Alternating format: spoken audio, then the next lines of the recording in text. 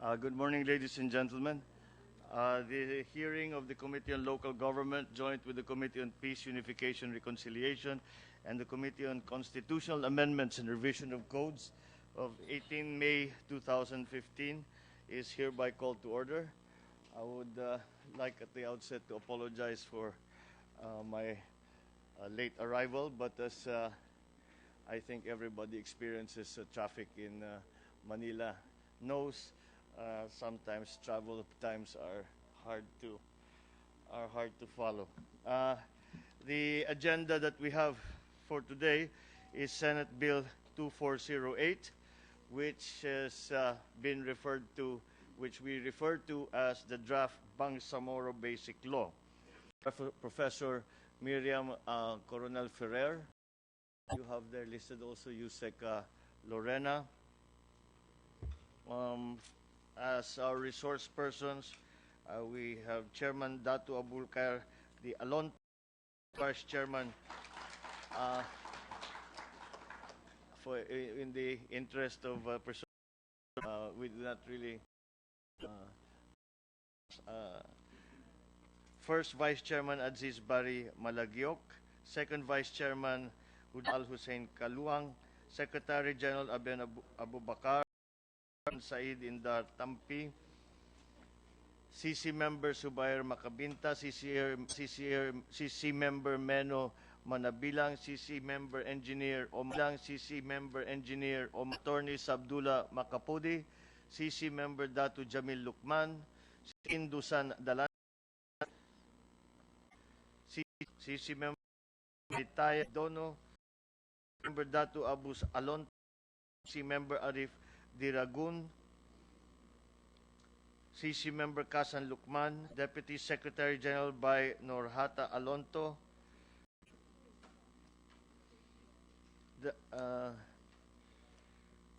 Abuamari Tadik, Chairman Finance Committee, Awad Hamid, Field Marshal Abdul Gajir Ismail, Deputy Director General for Administration, Akarab Rasa, Central Committee Member Alvarez Isnaji,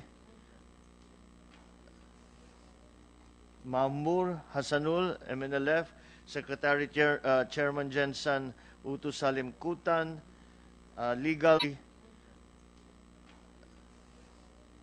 Mahmour Hasanul, MNLF, Secretary Chairman Jensan Utu Salim Kutan, Legal also here the Head National Secretariat Edmund Gumbahali, Northern Mindanao Isnaji Lakson Sawadjaan of the Basilan Revolutionary Committee, Jahab Hashim, Islamic Command Council will be Tiblani Kuda,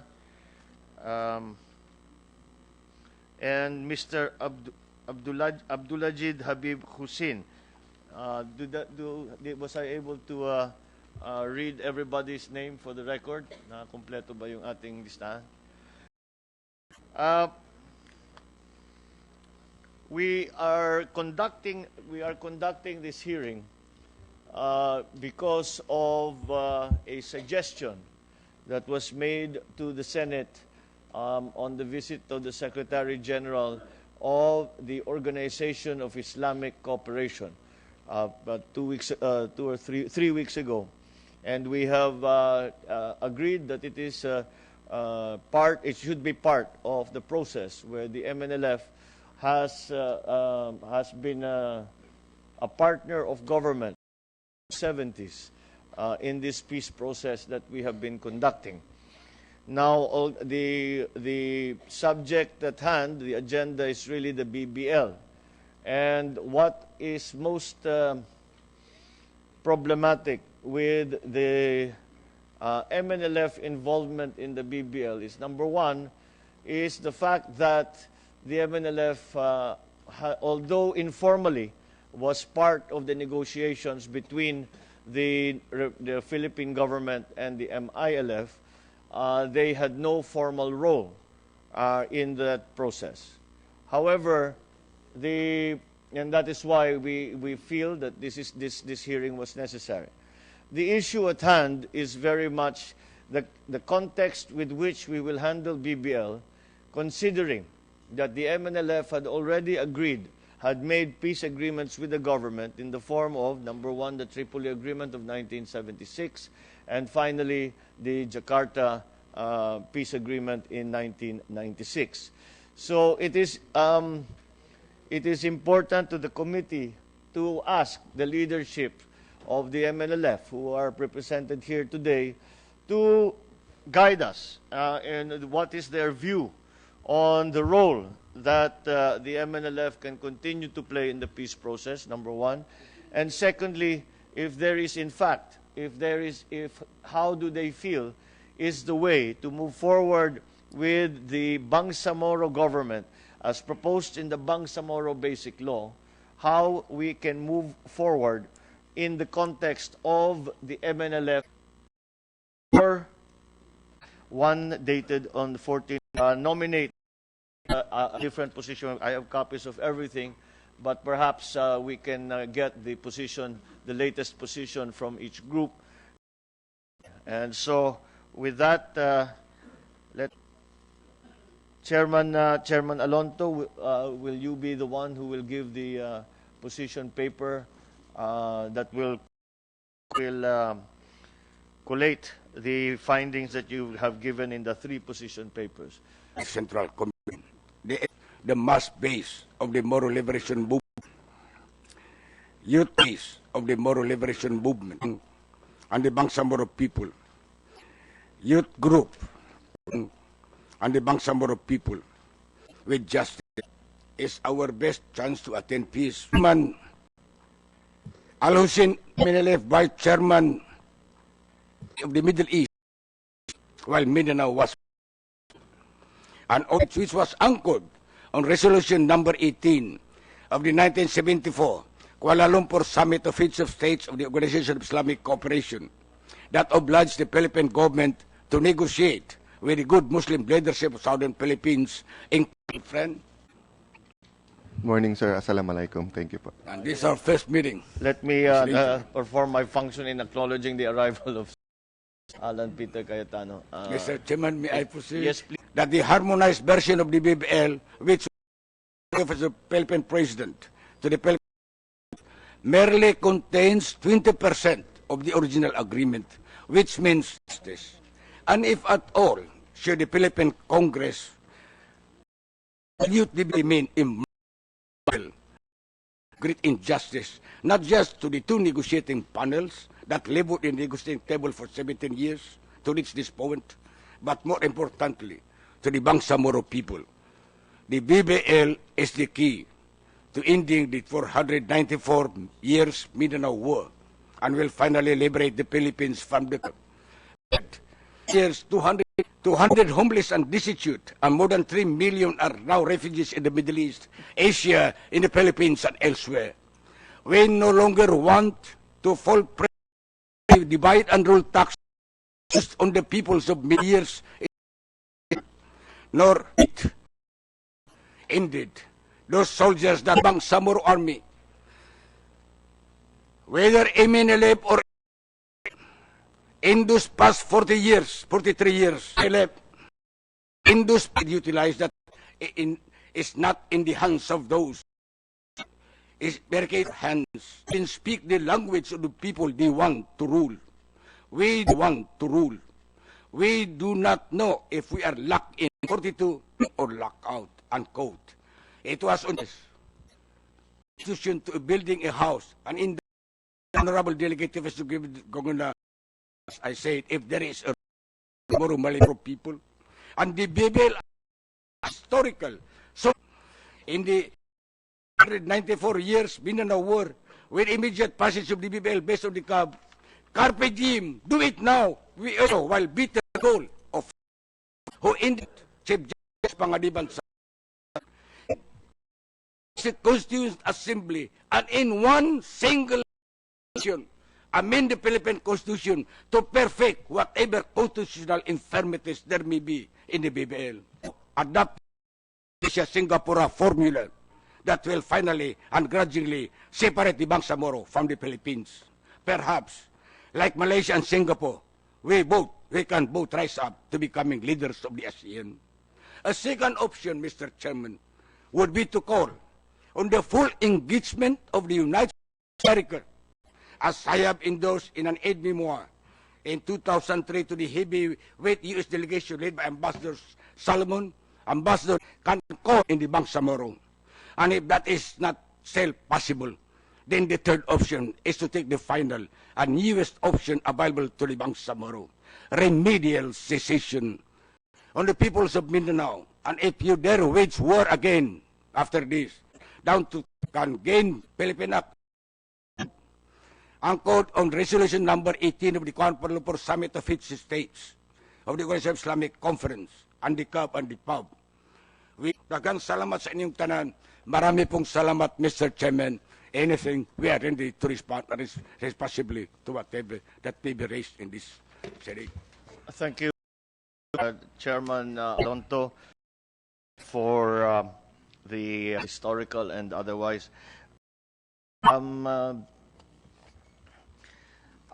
Pathways and have an independent state for the Bangsamoro, restore their sovereignty and their independence as a people, Mr. Chairman.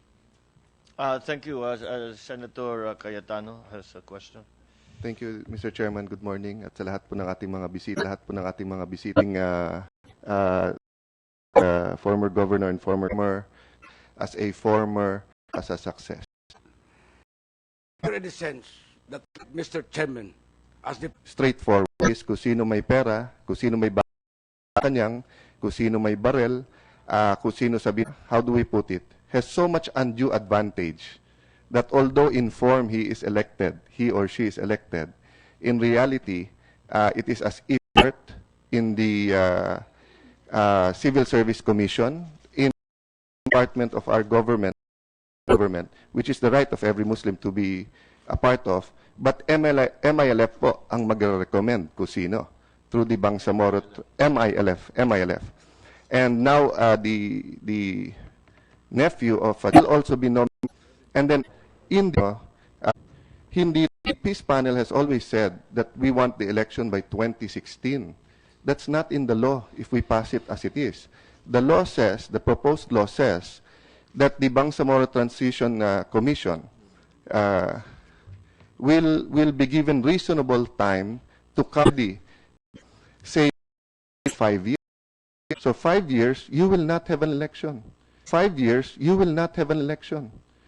Your people, our brother Muslims, the MNLF, will not have an opportunity to elect your leader. The chairmanship, not only the governorship, but the different governors bound together to have a special zone of peace and economic. But when we change administrations, nagbago yung support. So when we change administrations, nagbago yung support. So a lot of things in the agreement were fulfilled, etc., to speak. But Clearly, the inclusivity law. The whole purpose of this hearing is to remedy a situation that we have found in the Bangsamoro in the process, the settlement and the draft bill. Many quarters as will follow after the passage of the BBL and the plebiscite that will be conducted there afterwards. So, and besides that is also the process by which the Bangsamoro government will be the transition be done synchronized together with 2016 elections, leaves the transition less than a year to do their work. But again, has been the entity that has been at the forefront from the entity that has been at the forefront from the very beginning. The committee has found in many quarters, and that the committee itself has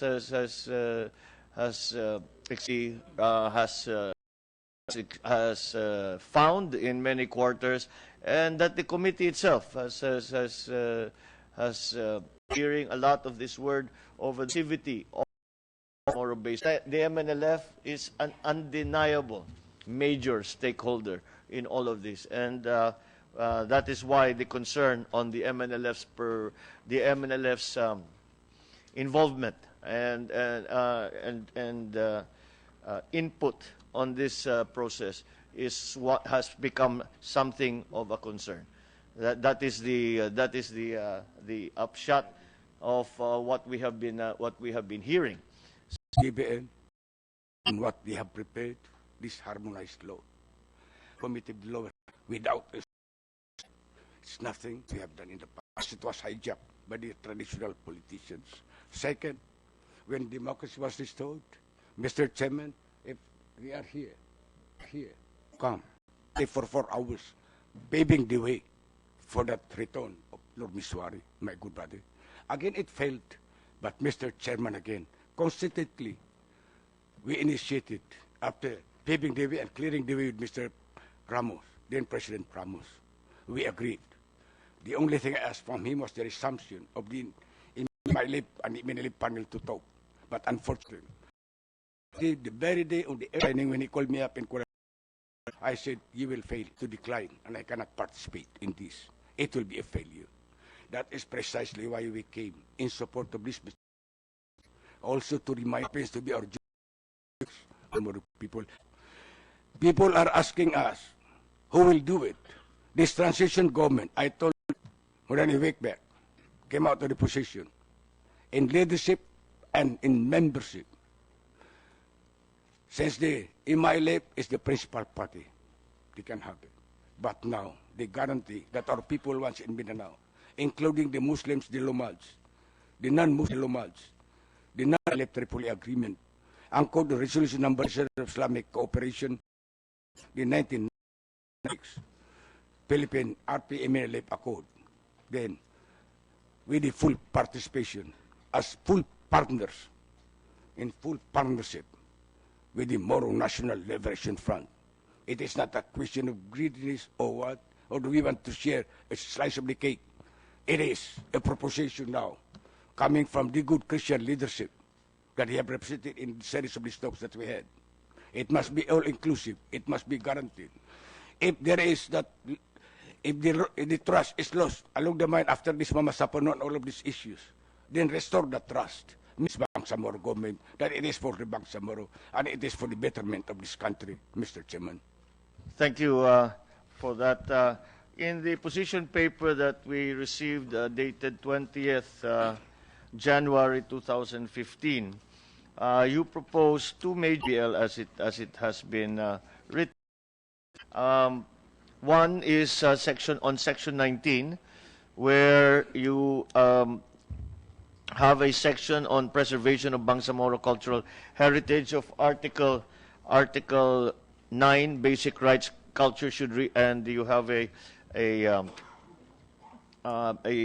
proposed amendment. But more to the point, to the subject that we are speaking to right now, is an amendment, Article 14, on the Bangsamoro Transition Authority, where you propose that Section 2 should read as follows. There is hereby created a Bangsamoro Transition Authority, BTA, which shall be the interim government or the governing body in the Bangsamoro during the transition period. The Moro Islamic Liberation Front, being the principal party to the comprehensive agreement on the Bangsamoro, shall lead the BTA in its leadership and membership, and this is the amendment, but in full partnership with the mainstream MNLF in the spirit and letter of the 1976 RP-MNLF Tripoli Agreement, anchored on Resolution number 18 of the 1974 Kuala Lumpur Summit of Heads of States and the 1996 GRP-MNLF Peace Accord. Would that, in your view, Chairman, be sufficient for us to be able to say that we now have a inclusive process, an inclusive organization that, as you say, will satisfy the call for greater involvement by the MNLF. Before you answer, sir, I would just like to acknowledge the arrival of Senator Bam Aquino. So, Chairman, Good morning, Mr. Chairman. If you could respond to that, please. Yes, Mr. Chairman. after the series of meetings, and then with concerned leaders of Mindanao, and in view of this tragedy, Mama Sapano tragedy, you will note we came out openly in support of this BBL, unconditional support. But as a product of these consultations, and with the recent Bangsamoro Congress that was held, Mr. Chairman, the leadership of the Moro National Liberation Front came out with this position, not only a mere participation, but in full partnership with the Moro Islamic Liberation Front. On this issue of the Moro National Liberation Front, Mr. Chairman, and I may remind our good brothers here, we cannot legislate unity. Unity and loyalty comes from the heart. That is the gift of the heart. And Mr. Chairman, I assure you, you leave it to the leadership of the Moro National Liberation Front. The unity of all these factions will be done. We will be calling for a meeting of all of us, because we are all the stakeholders here, and many. We have fought together. Likewise, the majority of the Central Committee that came out with that proposal, they now want a full partnership, and we stand with that, Mr. Chairman. As their spokesman, we stand with that, Mr. Chairman. Mr. Chairman, I just want to give Professor Fair the opportunity to either answer now or after we hear the others. It's up to them, Mr. Chair, but I don't want to interrupt the line for a quick answer. The usual procedures, we go through all the position papers, but we are deeply into this discussion already, so I think it's the appropriate time for the OPAP and the head of our And peace before, panel. before that, Mr. Chairman, let me just say that it is now even a more inclusive discussion because we have a Marcos and an Aquino in this discussion together.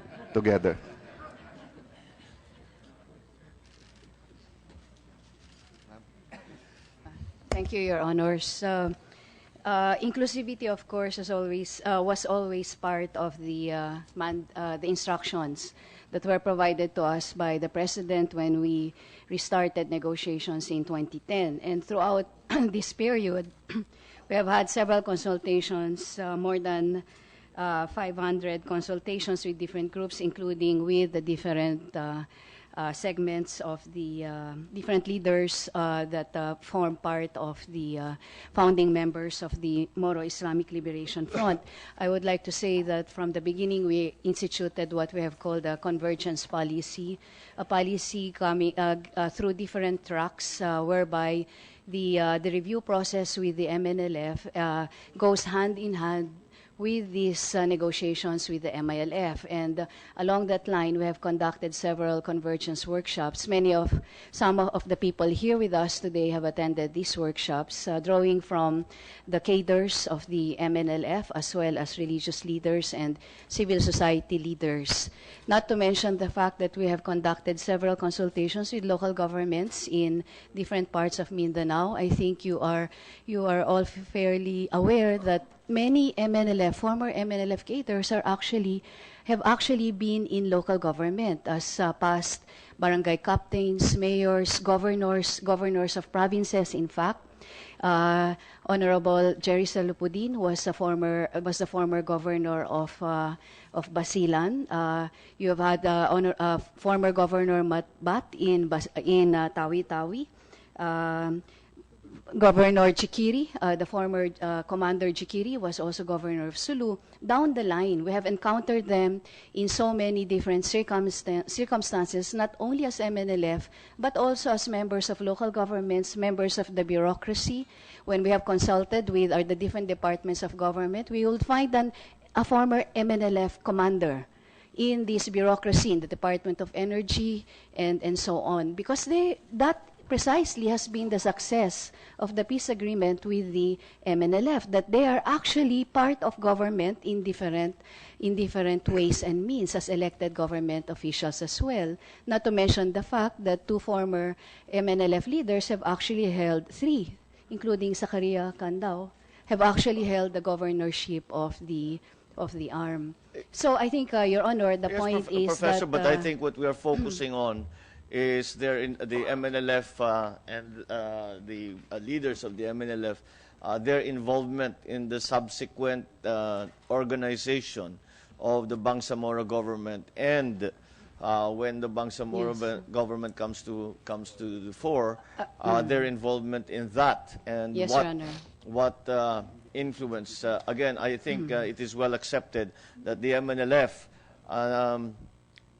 was at the heart of the movement that started in the 60s, and it was with the MNLF that the government dealt with, and now we are trying to determine is what their role, what role they are going to play in the creation of the Bangsamoro government, number one, and secondly, in the as members or as officials in that government. Yes, Your Honor. How is that going to play Very out? clearly, Your Honor, if I may, because I was talking about inclusivity of the process and now inclusivity as well of the political institution that will be created by the Bangsamoro Basic Law. And that has to do, for instance, on the matter of the Bangsamoro Transition Authority. We know very well that the members of the BTA will be appointed by the President, and the President is very much aware that the BTA must be, from the very beginning, an inclusive process.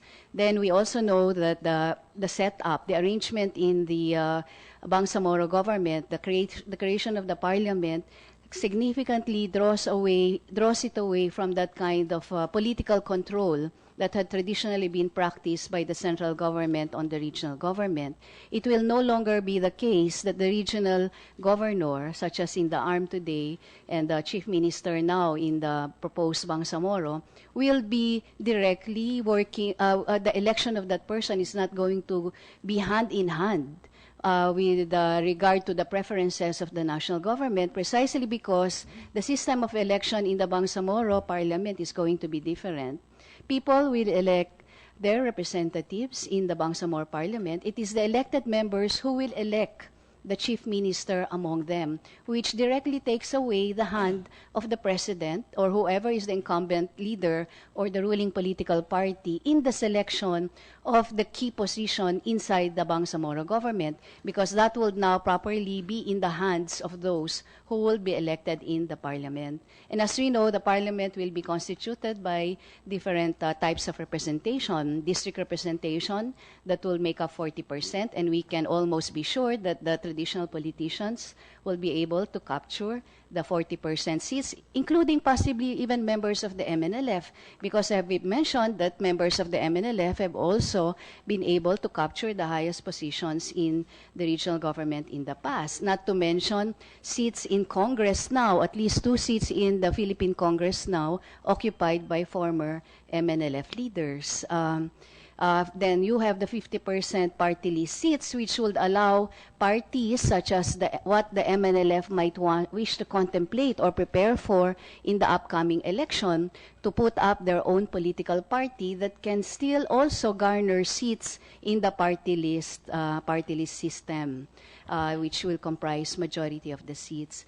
Your Honor, if I may just answer also some of the questions that were raised by Senator Cayetano. With regard to the roadmap, we're still working on a roadmap that would enable regular elections to take place in 2016. And that is, of course, assuming that the Bangsamoro Basic Law will be passed by Congress by June of this year, and a plebiscite will be conducted in October, therefore effectively determining the territorial scope of jurisdiction of the Bangsamoro, meaning identifying which voters will effectively participate in the Bangsamoro election. However, if that doesn't happen, and that is what we wish not, of course, we do not wish to contemplate that the BBL will not be passed by this year.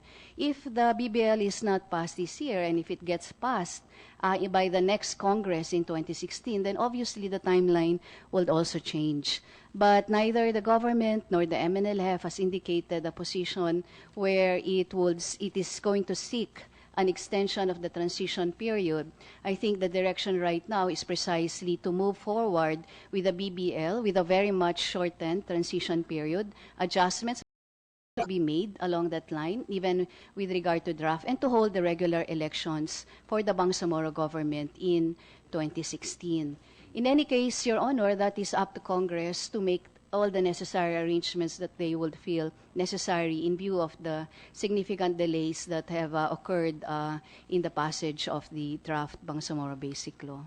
Just as a quick reaction, Professor, first of all, we as elected officials all know that the hardest election to win is one that is against an incumbent, be that incumbent be be an elected official themselves or an appointed official.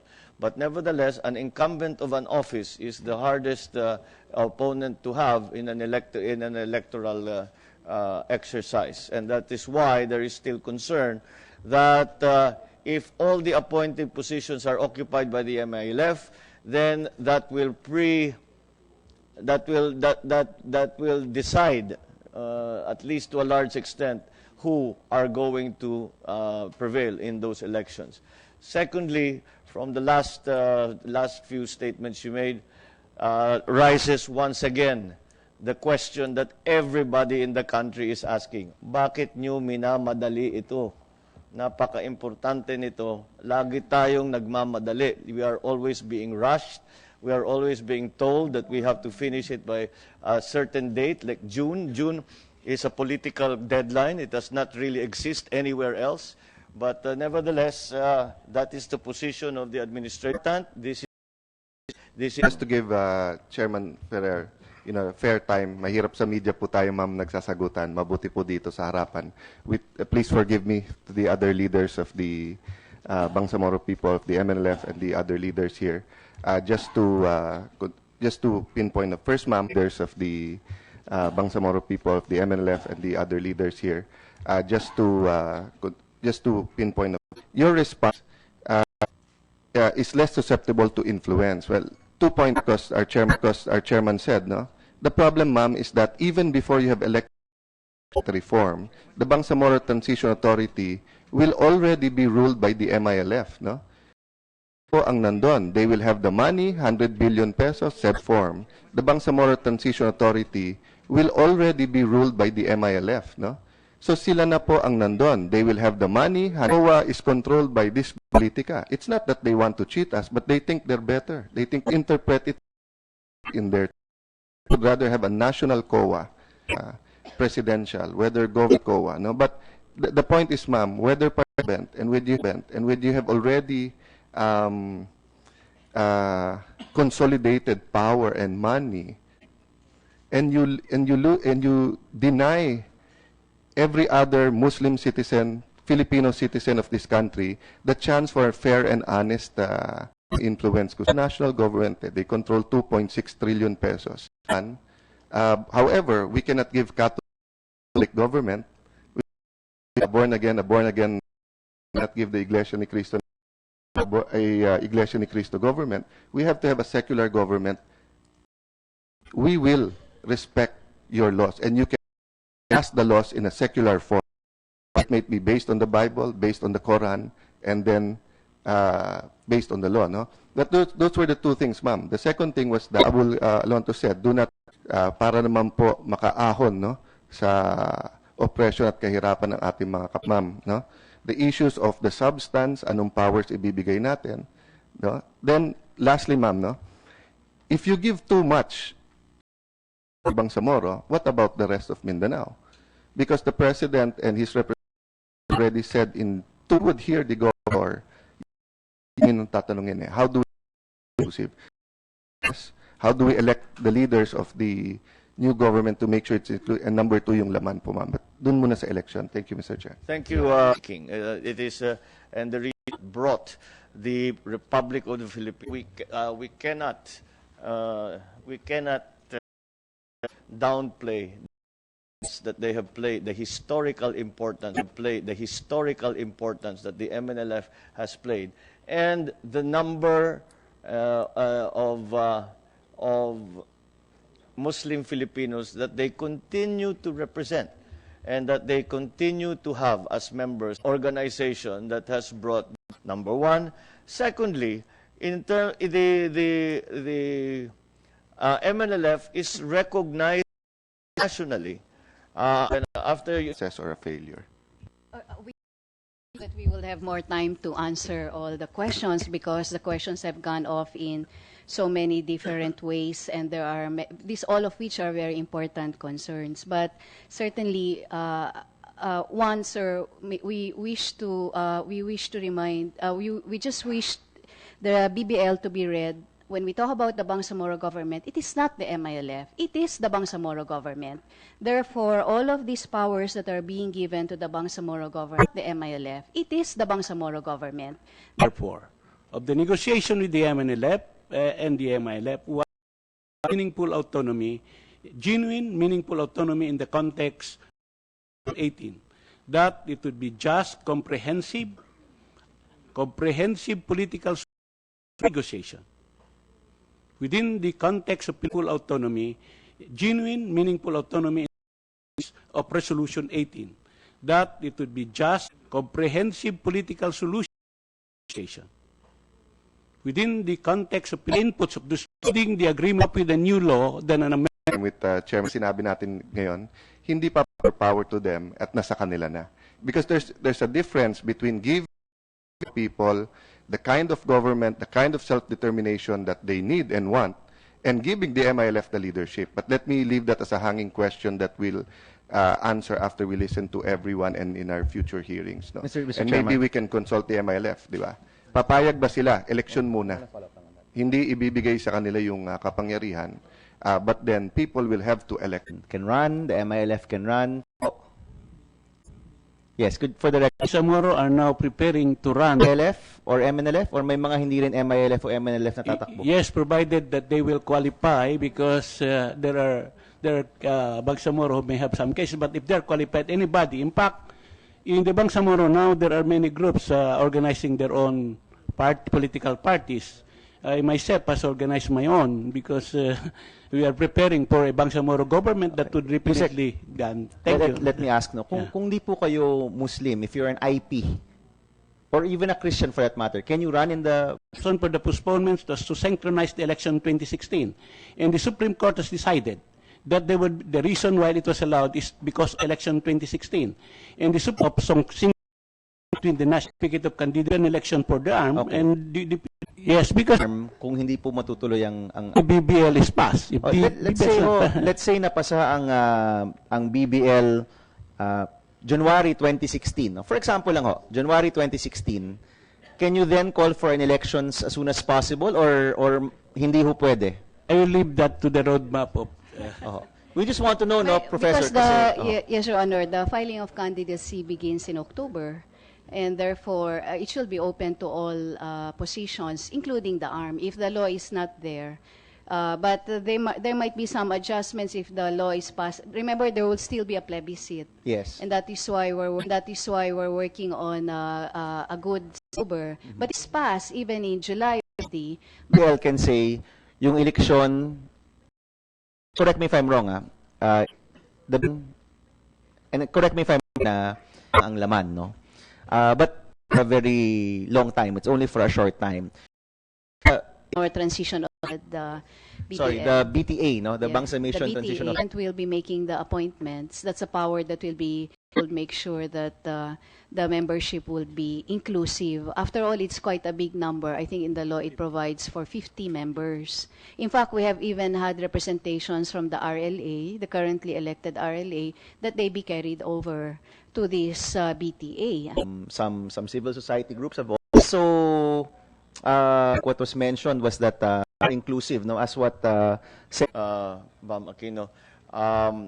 It is very easy to get into this question and answers, which has delayed now. The position, Mr. For the record, to appoint yes, someone, Your Honor. designate someone. Yes, Your Honor, I can speak. give some unofficial lines as we talked yesterday with the senior leaders of the MNLF. Yes, Your Honor, I can give some unofficial lines as we talked yesterday with the senior leaders of the MNLF. We met yesterday. First, if we would ask son of the MNLF, we can always read that the MNLF has already did that process through and the MNLF submit the MILF, the bandwagon is the Congress and the Senate. And there is no way for some other passengers, like in analogy to that, can still board. Now, the most important thing, Your Honor, is the process. As much that they didn't, I think I have to cut my Attorney Bong Parcasio so that I can access to the copy. And I'm sure that copy was also read and seen by Chairman. So from attorney, is this Refican? Your Honor, the only official communique that is being allowed by Chairman Noor was the communique he sent through Attorney Bong Parcasio. And the rest would be the initiatives, because the MNLF now is communique he sent through Attorney Bong Parcasio. And the rest would be the initiatives, because so we will move that have been Committee on the BBL, Honorable Senator GVR Situ and Senator Bam Aquino. Your Honor, the framework agreement stipulates the creation of Bangsamoro government in the 5 provinces, namely Basilan, Maguindanao, Lanao Sur, Sulu, Tawi-Tawi, and the cities. CAB, or framework agreement, will nullify the 2 previous agreements, 1976 Tripoli Agreement and the Jakarta Accord of 1996. The 1976 Tripoli mechanism, the character of the government of the Philippines shall take all necessary generally accept of interest, though both involve the same parties. The agreement is the legacy of the late Ferdinand Marcos. You would like to call your attention that historically, from the beginning, since the time of the Commonwealth government of Manuel L. Quezon, no president has dared to enter into peace agreement except Ferdinand Marcos.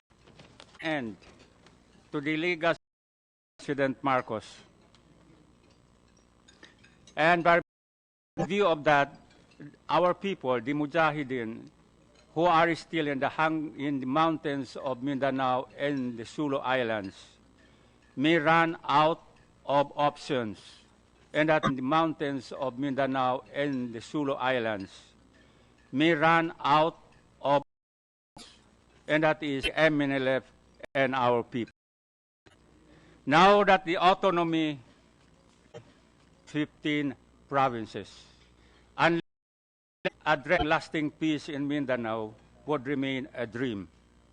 And we would like also to inform you, Your Honors, that the MNLF, notwithstanding the fact that it is being signed by the ongoing peace process, is committed to the Tripoli Agreement of the Tripoli. So assuming armed law will be abrogated is a unilateral on the part of the Philippine government. The MNLF was not in the framing of the Republic Act 1954. And when the 1996 peace agreement was signed, brother of China then during does not belong to the Philippines, or the exercise of power. I would like to share my idea on some points raised by my good brother Abul Khair Alonto, that the MNLF is solely that it has assumed leadership of the Moro National Liberation Front. I beg to disagree. Majority of the senior leaders of the MNLF and the MNLF has not been joining the government. I'm referring to the Mujahideen, the fighters in Sulu in Mindanao. They are still loyal to the leadership of Noor Miswari. So Noor Miswari cannot be, his role cannot be discounted on the present BBL. So our position, Your Honors, is we are against the BBL and the Bangsamoro Comprehensive Agreement. Because the term comprehensive is misleading. It would appear that this comprehensive agreement represents the whole people or the whole Bangsamoro people. No, it does not. With due respect, our brothers in the MI are still in the minority. Forcing our people to accept the BBL may result in a negative reaction on the part of our people. We cannot agree that the Bangsamoro people be identified with the MNLF. They are also Bangsamoro people. But before it will pass, and after the passage of the BBL, if indeed it will go through, we cannot guarantee unless our good friend here and also the chairman of the peace panel could guarantee in writing that upon passage of the law, there will be lasting peace in Mindanao. For us and for me, my idea is being shared by the majority of the leaders of the Moro National Liberation Front, 9 and 12, 5 provinces in Region 12 and 5 in Region 12 and 5 provinces in the BBL, which is divisive in nature. The MNLF in this present process, ongoing process, is the aggrieved party. We have been left out of the process as early as 2004. Where 2004. My memory I may have forgotten, but I have talked to the OPAP, secretary of the OPAP. I said, why not allow to avoid future conflict here? We are occupying the same territory. We are occupying the same territory.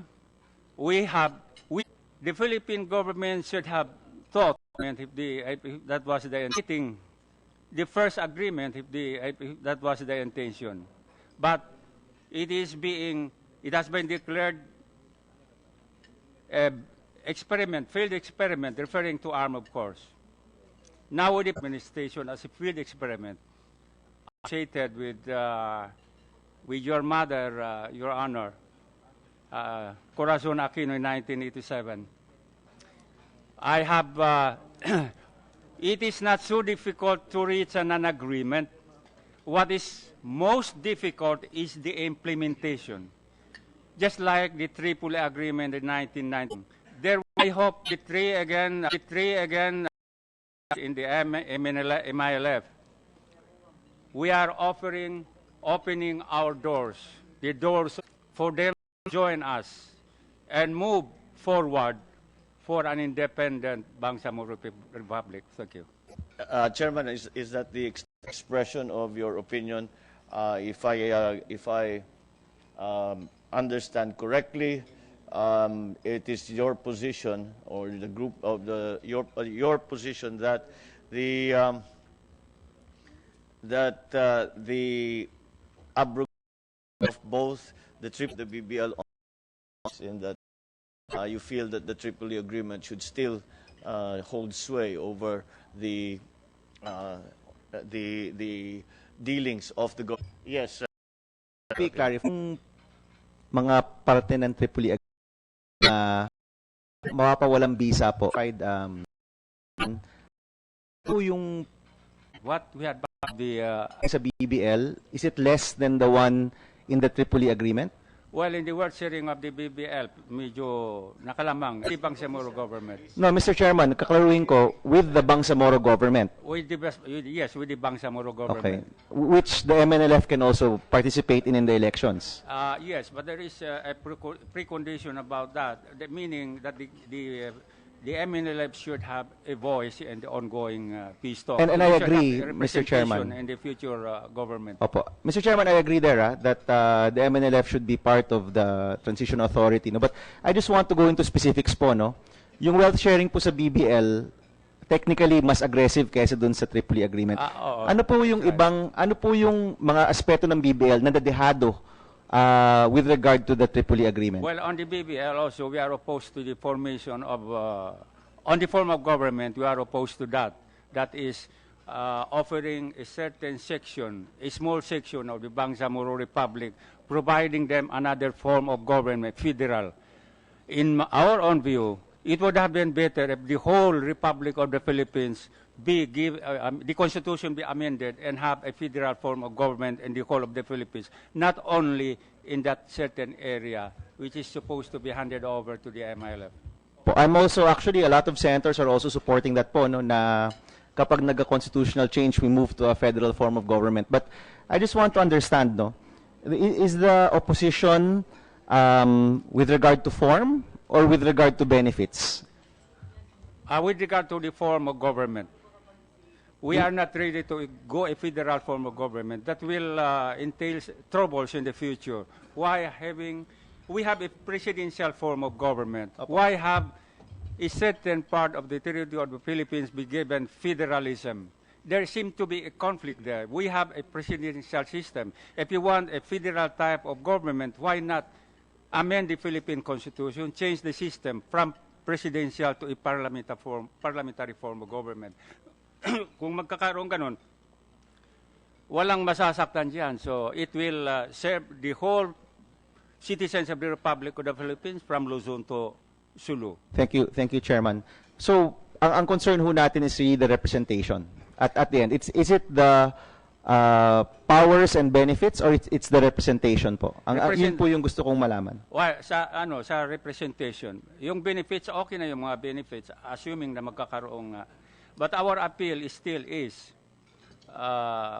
kung maaari lang, but I know it is highly improbable. The concern with the Tripoli Agreement is that the form, as stated in the hindi lang po sa MNLF, pero sa buong Bangsamoro, mukhang sapat naman po ang mga kapangyarihang ito.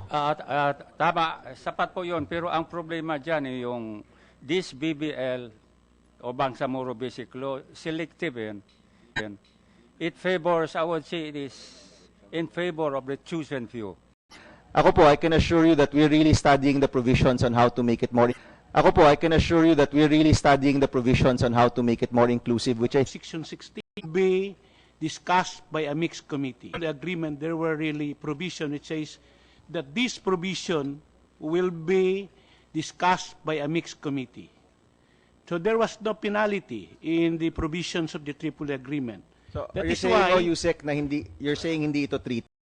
Well, whether it is remember there's a mention a while ago that Article 2 provides that all treaties When he was president, any other to help, but they initiated with, for example, Malaysia, sovereign as facility to help along. Not so. I would like now to move paper that we are in receipt of, which is position paper. Attorney Omar Sema is going to present the position paper to the committee today. Omar Sema is going to present the position paper to the committee today. Is it you, Attorney? A very important travel abroad, Kuwait.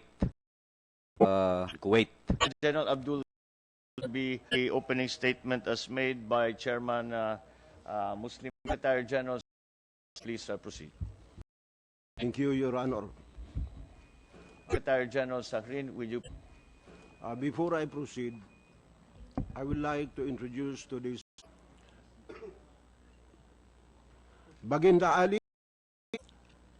Liaison Officer, Northern Mindanao. Your Honor, please allow us to extend to you and the respective members of the Committee on Law, Peace, and your other guests and visitings of peace. Assalamu alaikum wa rahmatullahi wa barakatuh. the leadership of the Moro National Liberation Front, Clement Simas, opening statement.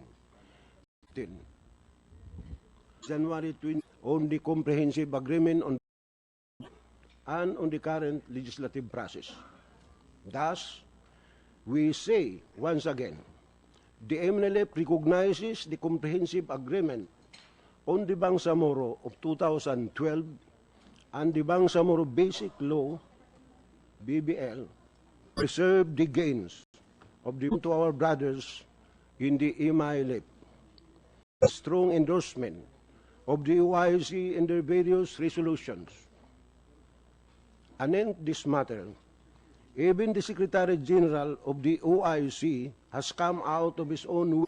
Even the Secretary General of the OIC's final peace agreement to pursue the full implementation. January 20, 2015, hearing of the House of Representatives Ad hoc Committee on the BBL may have lost its meaning and significance after the January 25, 2015 Mama Sapano encounter. The said incident undoubtedly strayed the legislation of the disrespect balance between Republic Act 1954, otherwise known as Expanded Organic Act for Muslim Mindanao, whether by repeat for, otherwise known, at the same time preserving the gains of the peace agreement Muslim Mindanao, and at the MNLF Benghazi, Libya. This resolution became the fundamental solution to the Philippines. The 10th Islamic Conference of Foreign Ministers meeting in Fez, the non-abidance of the government of the Philippines under President of the provisions of the Tripoli Accord, which is considered a second basis for the solution of they were hands-on and for lack of sufficient time for information and massive education to ensure its acceptance. The MNLF, however, respected the will of the people who joined the authority incessantly persevered to work. The 33rd is an urgent tripartite meeting with Philippines and the MNLF to review the implementation and to assess the progress made and the obstacles facing its full implementation. Government of the Philippines Secretariat's 2007 in Manila. Time longer than the negotiation of the final peace agreement. 42 also continued Act 90. We also agreed to achieve its implementation and monitoring committee, TIMC. Plan or bid up towards the creation of tripartite and monitoring committee, TIMC. Despite all these international agreements and their being constitutionally entrenched and eventually enacted into law, and while the MNLF and GPH were in the process of Bangsamoro in their partner, at the precise signing of the president on the Bangsamoro, showing the original line we adopted to the 9 terms against him, and the MNLF will dispense within to the Bangsamoro partial implementation of the that preceded it. We are only apprehensive on how the government and the MNLF will with the vital issues, more importantly, with preserving the gains alternatives to the desire for self-governance. 54. It is appropriate for our people to join the new authority. In this context, it is our humble view that the Organic Act plebiscite question asking the people, but only amended. Likewise, there is no more need to subject the present geographical composition of the autonomy to another plebiscite question in the whole process. Whereas the MNLF, in all of this 76 Tripoli Agreement, the Philippine government's fora that we will not be left behind. We stood the pains of not being consulted in any of their action vis-a-vis the affairs of our people. And though the Philippine government has through, and though the Philippine government in through personnel of the region, unless our perspective on this matter is with a grain of salt. Moreover, this will be the third plebiscite in the region. And the way the BBL is written, we are bound to lose what we have gained in the last 4 decades of our people's struggle. Third plebiscite in the region. And the way the BBL is written, we are bound to lose what we have gained in the last decades of our martial law regime, and did not work. Nonetheless, we share the view of many that any we share the view of many that in a system we share the view of many that any we share the it's a make no the MNLF is not examining the system provision of the BBL basis of constitutionality, but merely on the basis of propriety and effectiveness, considering this is new to us, and there is no sufficient measure written in the propanism. But they are, while it can be argued that some other jurisdictions, we believe that its success in our homeland was a period of adaptation and adjustment. Stated otherwise, the 1-year transition period provides adjustment.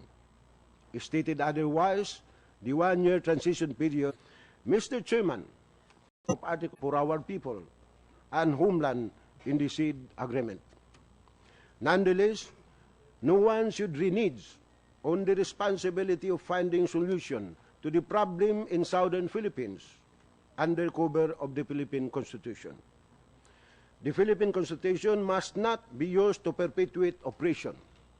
Rather, it should be regarded as an instrument for the liberation of a minority OIC who have painstakingly invested time and resources to help the MNLF and GPH arrive at a just and lasting political solution to the problem in southern Philippines. The Philippine government's disinterested gesture towards our agreements and disregard of the diplomatic efforts of the OIC is a great source of anxiety of unquantifiable consequences. As of the moment, there is no indication whether the tripartite review of the 1996 final peace agreement can still move forward towards resolution of the obstacles that impede its complete cling to the peace agreements with a positive outlook. Nonetheless, amity requires that the Organization of Islamic Conference be informed of the intentions of the Philippine government, never disappointed, whenever the latter whom it has in peacemaking in Southern and this most august body,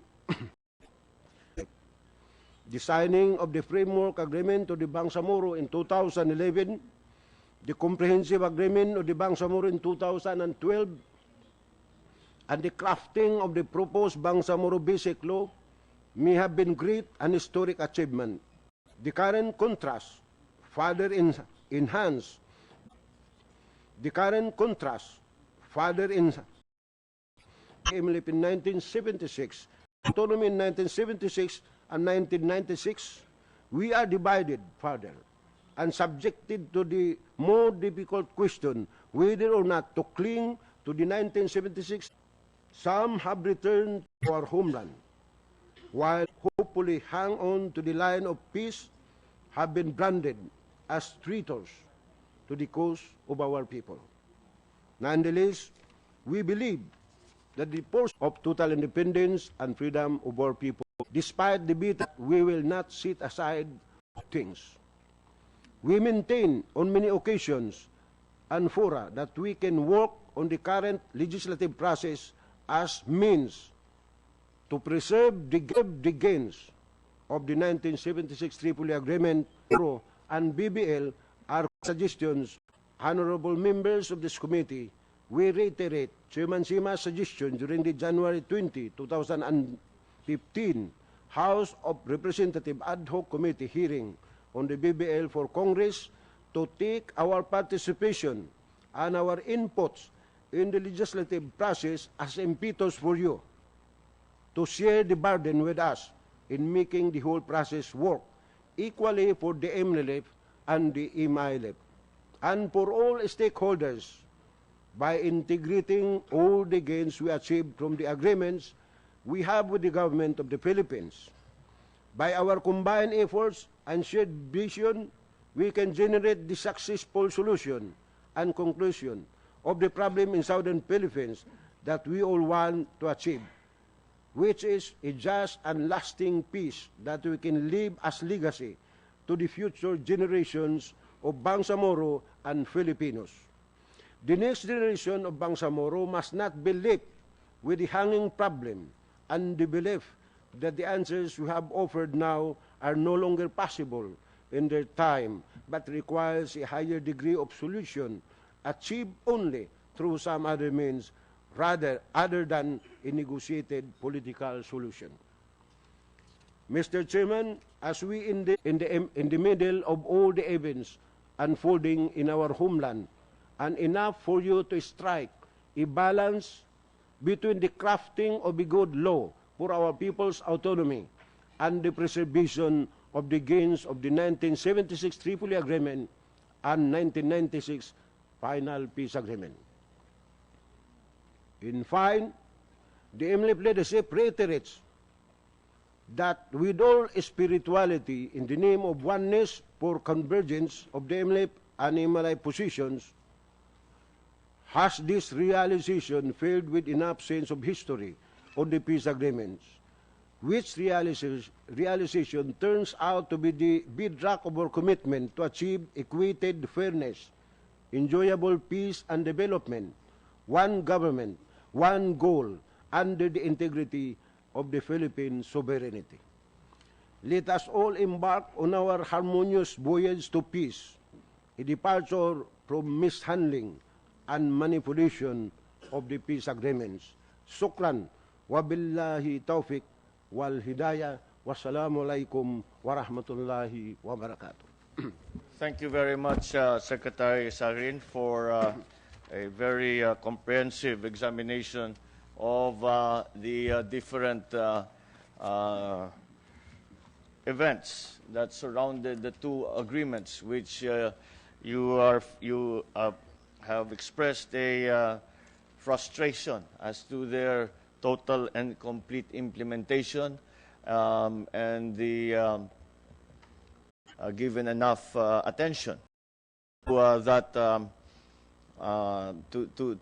that effort that has already been done in the 70s and in the 90s.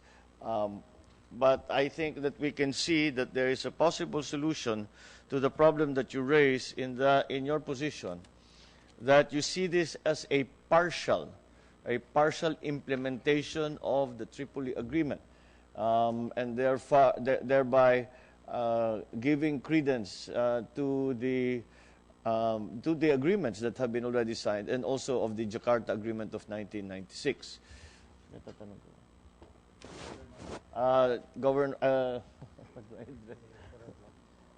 Yes, former Governor and former Congressman Salapuddin, please continue. Please, you have the floor.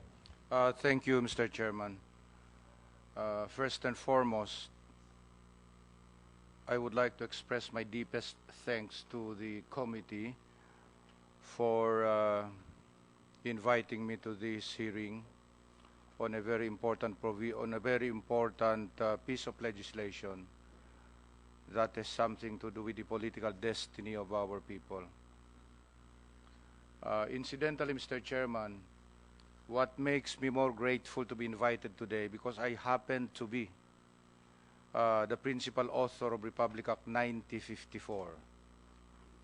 And incidentally, I authored the MNLF version in the House of Representatives, while the then representative of Batangas, Congressman Ermita, filed the version of the Philippine government, and two other colleagues, Congressman Nur Jaafar of Tawi-Tawi and Congressman Hussein Amin, now Mayor of Holo, Sulu, filed the respective version and interpretations of the law. Mr. Chairman, after listening to the positions formally submitted by all the MNLF leaders representing the different factions, although I would like to recognize them all as one family, the Moro National Liberation Front, of which I also belong to, Mr. Chairman. I think, Mr. Chairman, it boils down to two most important things.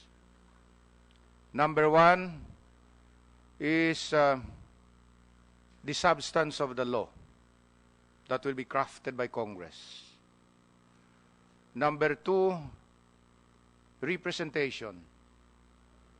There is a fear of misrepresentation by the MNLF if in case the Bangsamoro Basic Law is going to be approved as proposed by the Congress of the Philippines.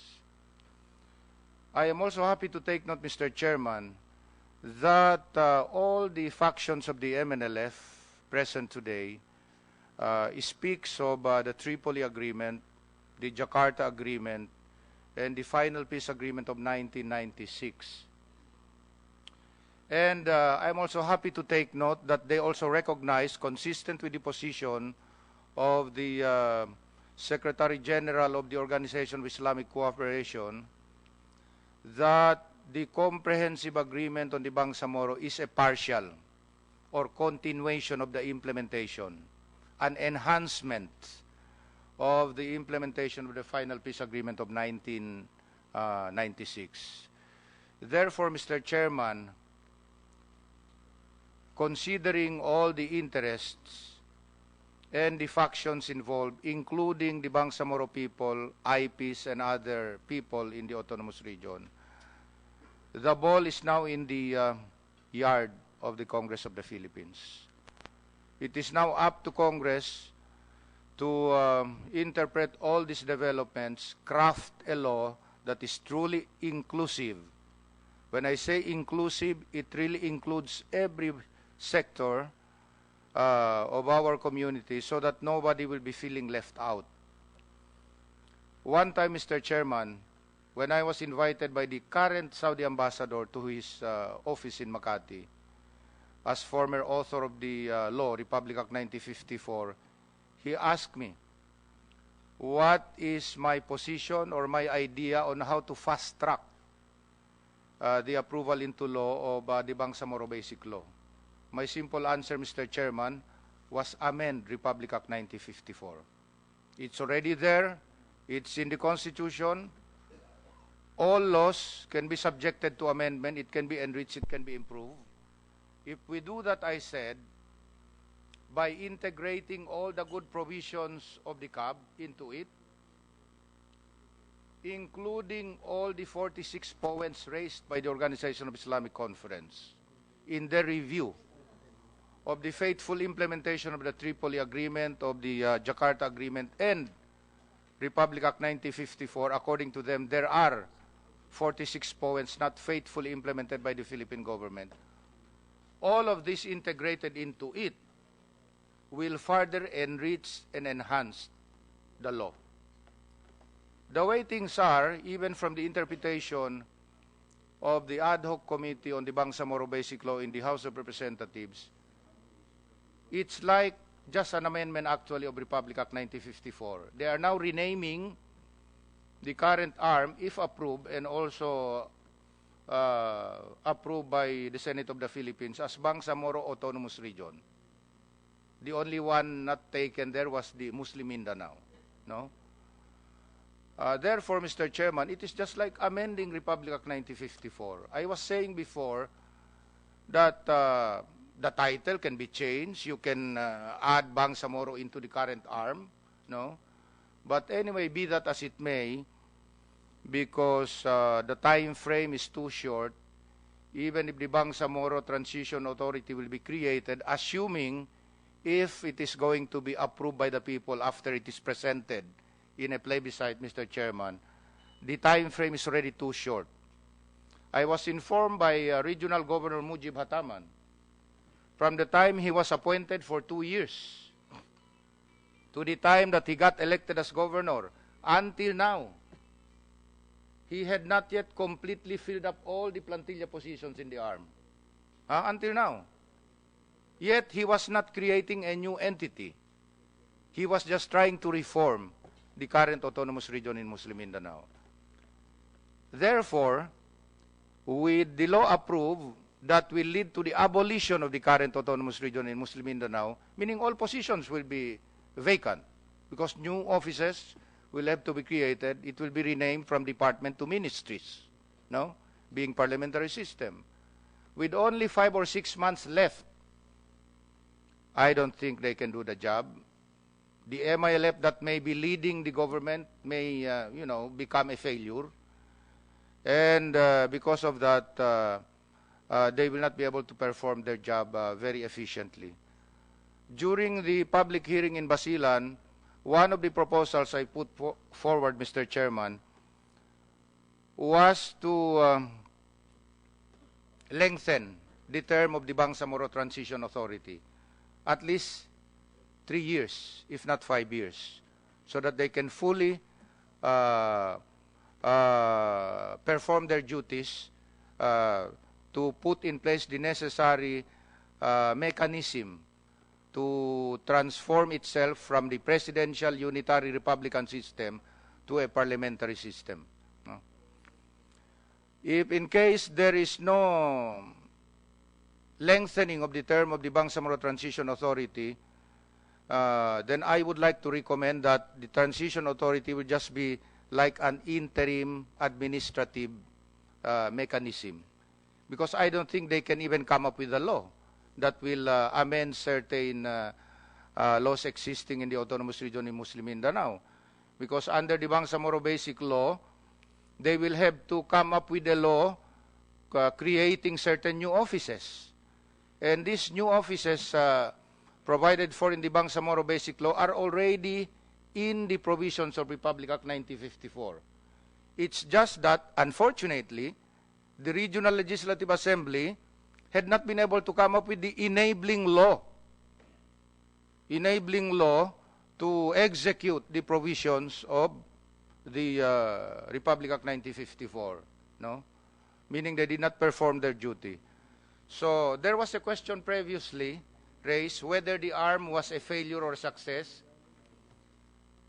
I do not blame it wholly on the law that was approved by Congress and approved by our people. But it's on the kind of leadership. If the leadership, down to the members of the Regional Legislative Assembly or Parliament later, if it is going to be made a parliamentary system, will do their job, especially in the beginning of the creation of the political entity, then they will be able to deliver. It all boils down to the leadership.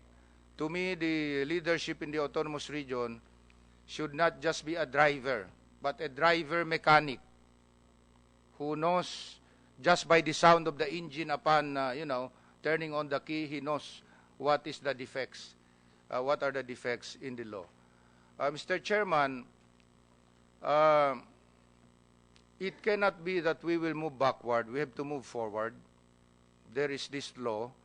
But I think it is now up to the wisdom of the members of the Senate and the House of Representatives to consolidate all the good provisions of Republic Act 1954 into it, as well as the Comprehensive Agreement on the Bangsamoro, and including the 46 points raised by the review committee of the Organization of Islamic Conference, called the Philippine Council for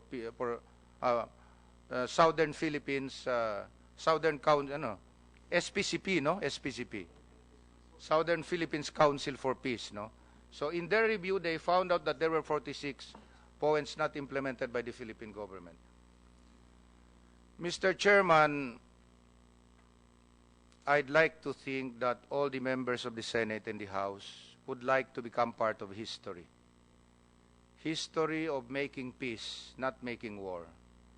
If we quantify how much we have spent for this war since 1970 up to the present, we must have already spent several trillion pesos, which could have go down to making of school buildings, roads and bridges, and other basic services. Not to mention the human lives lost, Mr. Chairman. And since this is a date with history, Mr. Chairman, the good thing about this, you have the son of former President Marcos, now Senator. You also have now the President of the Philippines in the person of Noynoy Aquino, son of Corazon Aquino and the late Senator Aquino, joining together, Mr. Senator, Mr. Chairman, to make peace for the people in the Bangsamoro. I was saying, if the Congress of the Philippines will come up with a diluted law, emasculated law, like what they did when we passed Republic Act 1954, then when you do the same thing over and over, because if we succeed this time, the Bangsamoro government can become a template, a model for future shift from the current Republican presidential unitary system to a federal parliamentary system. No? Maybe the reason why in the Marcos regime the presidential parliamentary system did not work was because there may be lack of participation from different sectors, especially from the opposition groups. I'm sorry to say that. But under a very democratic system where all parties will be allowed to participate, then for as long as the candidate has political party to hold on, they can participate in the election. Even in this Bangsamoro Basic Law, I do not like to think that the MNLF will be able to perpetuate themselves in power. Because it all depends who gets the most number of seats. Whichever political party, Brother Abul Khair Alonto, gets the most number of seats will have the right and the power to form the government. You know? But one thing good about it, if in case the Chief Minister fails to perform his duty, it will not be too difficult to remove him because by mere vote of no confidence, his government and his position will be abolished in a parliamentary system. In the case of a presidential system, you have to go through the efforts of filing impeachment proceeding against the president or all impeachable officials in government, Mr. Chairman. In closing, Mr. Chairman, I would like to say that the Congress of the Philippines will be happy to become part of rewriting our history. Some are saying that if the Bangsamoro will be given all the necessary powers, they might one day declare independence. Believe me, Mr. Chairman, that is far from the minds of our people. Why would we want to just be limited in 5 provinces? We would have the same privileges as the other Filipinos in Luzon and Visayas. In fact, many of our people are already scattered in different parts of the country. The only reason why there should be a genuine Bangsamoro government or autonomous government for us is so that we have room, place, or region where we can fully practice our culture, our faith, no? Within the sovereignty and integrity of the Philippine Republic. Not because we want to be separated, but because we just want to have our own national identity. We want to reclaim our lost history, Mr. Chairman. Because so many legislators are asking, why are you revolting against the Philippine government? But many of our legislators, I'm sorry to say this, are not asking themselves what are the injustices committed against the Bangsamoro people that had not been corrected until this time. So this is correcting history. While we cannot anymore make the Americans correct the errors that they have committed against us, the legislators of this country can correct the historical errors of the past by coming up with a Bangsamoro Basic Law that is truly reflective, expressive of the aspirations of our people that will incorporate all the good things from the previous agreements and Republic Act 1954 so that it becomes richer and become a good law that can truly become instrument for peace. So, in view of the foregoing, Mr. Chairman, I would like to end by saying that let us all work for peace. Enough of this nonsense war. Nobody is winning from this war. And Imperial Manila, if I may call it that way, because we used to call Manila Imperial Manila, will have everything to gain if the Bangsamoro region will become very stable, very progressive. If the Bangsamoro region can be able to govern effectively and efficiently within the territorial integrity and sovereignty of the Philippine government. Thank you very much, Mr. Chairman. Thank you very much for those wise words, Congressman Jerry Salapudin. Just to recapitulate what you had said, and to revisit some of the issues that you have raised. There had been, in fact, I had proposed that the BBL take a form of an amendment to 9054, the Organic Act, but apparently this was rejected. By whom is not clear, but this option was never exercised. It is unfortunate because we would have been able to go around some of the constitutional infirmities that we are facing now and trying to remedy. Secondly, I think there is a consensus among all of the leaders here today that we must view the framework agreement, the comprehensive agreement, and finally the draft BBL in the context of previous agreements that were signed and formalized between the MNLF and the government of the Philippines. This is not out of pride, but mostly from the concern that the gains that had been the fruit of such long and bitter war, hardship, sacrifice, even at the cost of lives, be somehow ignored and not allowed to continue. These are the essential points that have been raised here today. Thirdly, the non-inclusivity of the process has been made very clear. That the MNLF, as for in differing degrees, has made it clear that they have felt left out of the process, and that is and the fact that the agreements that were made between the MNLF and the government were ignored, and the framework agreement and the comprehensive agreement and the draft BBL were written as if Tripoli agreement and the Jakarta agreement did not exist. And that is why we are trying now to incorporate.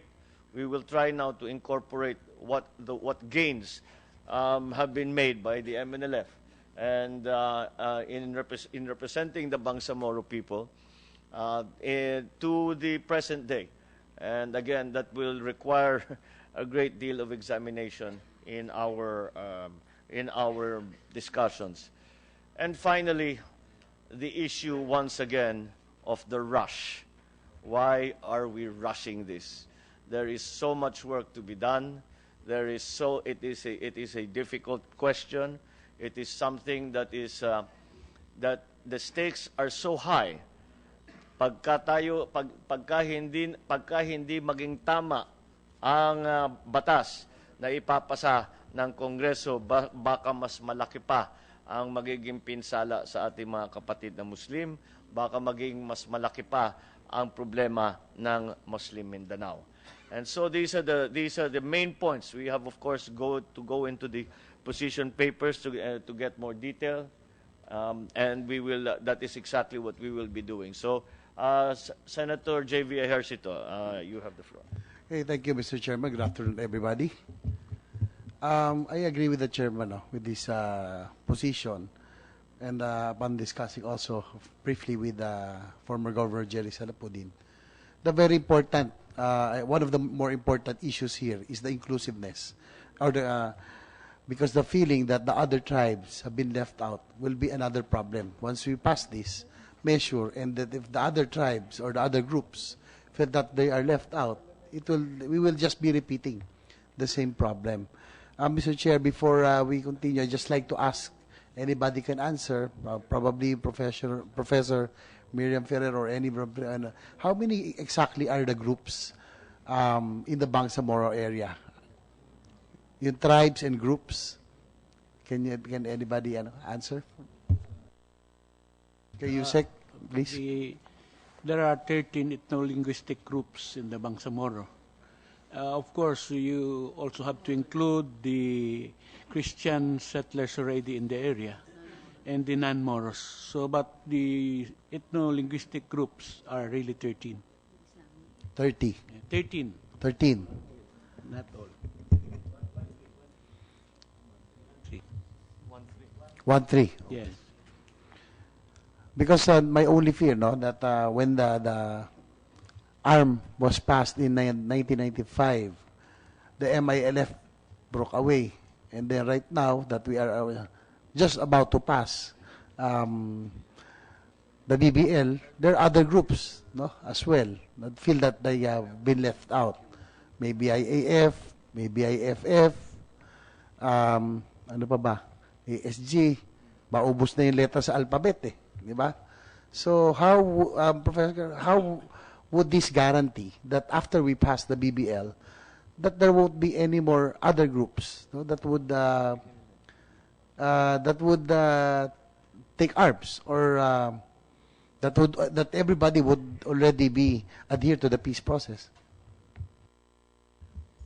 Your Honor, I will draw wisdom from the words mentioned earlier by Honorable Jerry Salapudin, that precisely we need to pass a good law, one that will not dilute the exercise of autonomy, meaningful autonomy for the Bangsamoro, so that we do not repeat the mistake. Because as he said, the ARM law did dilute some of the important provisions that are found in the previous peace agreements with the MNLF, and they did not see fruition in the form of the law. So we do need a very good law to fully give life to the desire of our brothers and sisters in the Bangsamoro for meaningful autonomy.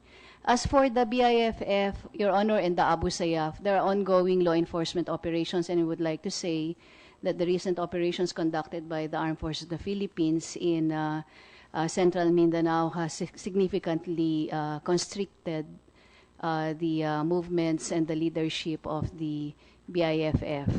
The Abu Sayyaf, on the other hand, there are still ongoing operations to prevent them from pursuing criminal activities. Mr. Chair, likewise, Governor Jerry earlier mentioned that the reason why ARM did not really succeed because they felt that it was amended and somehow watered down. Right now that the BBL is being discussed, and I'd like to thank the chairman for really been very passionate about this, to be able to. Why are we rushing? That's one of the because this is a very important piece of legislation. I don't think I agree. I am in agreement with the chairman that we should not be rushing a very important piece of legislation, a very controversial piece of legislation. So why is there a need to rush? Yun lang po. We should be careful about this. Don't think that just because we are in a position right now that we are not in support of that, we're still open about this. Everybody is for peace. I am for peace. Well, in fact, Mr. Chair, probably we have, in San Juan, when I was mayor, we can probably say that we have proven that Muslims and Christians can coexist. And in fact, we attribute the economic success of our city because of this cooperation between Muslims and Christians. In fact, a lot of our former MNLF rebels have become changueros already. no? Instead of going back to the mountains. And we have proven that they cannot accuse that we are anti-Muslim. But we just want to make sure that this piece of legislation, which is they cannot accuse that we are anti-Muslim. But we just want to make sure that this piece of legislation point that it has to be inclusive, and all the tribes of the Moro, Bangsamoro, would feel that they are included as we pass this piece of legislation. That's all, Mr. Very well. Thank you for that final statement. We have gone well beyond our allotted time, and we have been here in discussion. We were supposed to finish at 12, but I hope that they had served lunch, so at least we are not accused of trying to weaken your resolve when discussing these issues. But in any case, I think it has been extremely useful, and I am weaken your resolve when discussing this issue. Post-legislation revisited. It's clear, as I said, that the inclusion of the MNLF in the process has been something that has been neglected. If there has been an inclusion, its process has been something that has been neglected. If there has been an inclusion, the MILF question of inclusion, in the name of the committee, I thank you all for your efforts and that you have come a long way to be able to give your positions. But I think that in that regard, we have succeeded in hearing the different points. But I think we have succeeded in hearing the different, all of these positions, the today's hearing.